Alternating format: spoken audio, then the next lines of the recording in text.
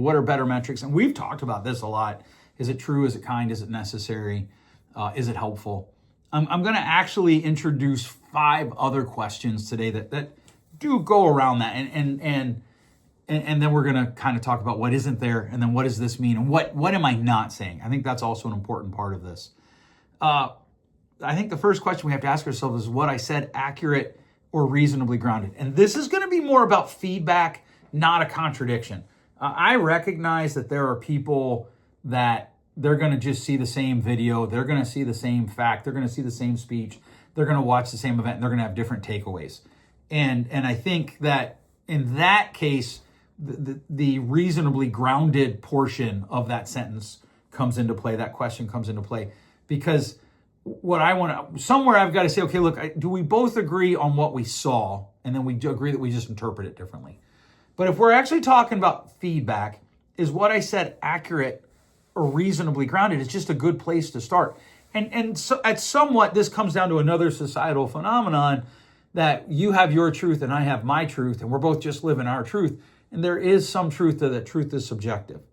I think the bigger question becomes, how much truth is there objective truth?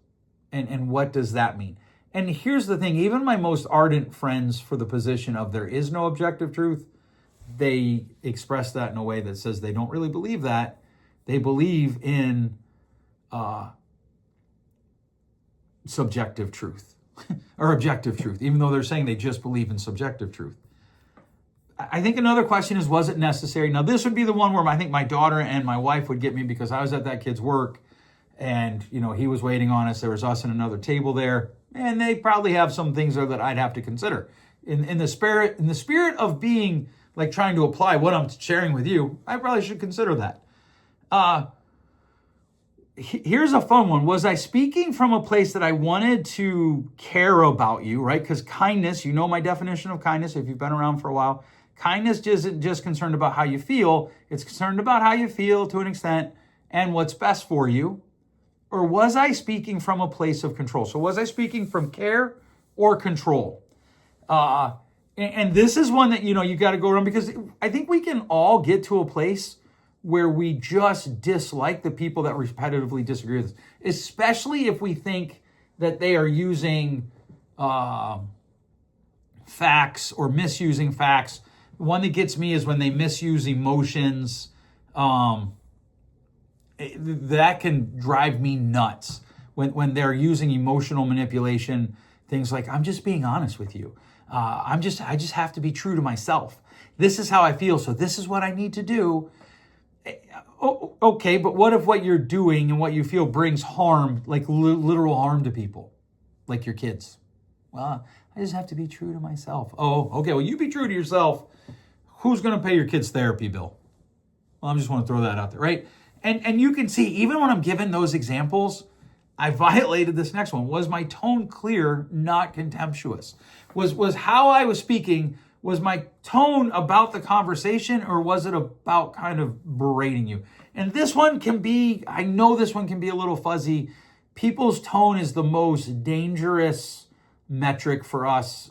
Maybe not metric, but it's the most subjective part of the conversation, because tone, when people talk about their tone, I'm like, okay, can you define that? I often get no. Well, if you can't define it, I don't know how to help this person talk better to you with a different tone if you can't tell me what you're looking for. And that creates an issue. Pretty quickly, you will notice what is missing, and that is how are they feeling or how was I feeling is not a deciding factor. It is a data point that we have to consider. And I love the question of why here, right? Okay, so if I was upset with something you told me, you wrote in and said you don't like my podcast. I laugh because I get a lot of funny ones where people don't like my podcast. And someday I'll just read them to you. They're just funny to me because they're not very articulate about what they don't like. They just kind of don't like me. One woman wrote in and told me I was ugly and stupid.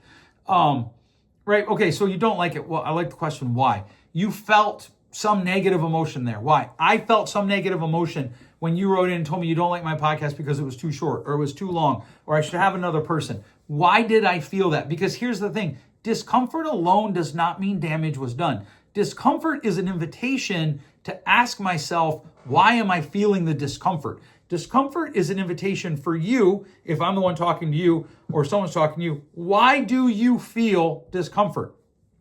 Now, you can run it back and be like, okay, so they felt discomfort there, and I could have said this differently. And yeah, maybe that's true. Or I could have said, maybe I could have picked a different venue to have that conversation. Or that kind of, maybe somebody, you could take that as an attack. Okay, and I need to rework that. Okay, and we should be doing that regularly. But with what's currently going on, where the minute I feel bad, you are automatically wrong, what happens is we start to then self-regulate, and we're not actually creating intimacy in how we're interacting. And when you can see this in how we're teaching it to our kids, because we're telling our kids that emotional health is validating their emotions.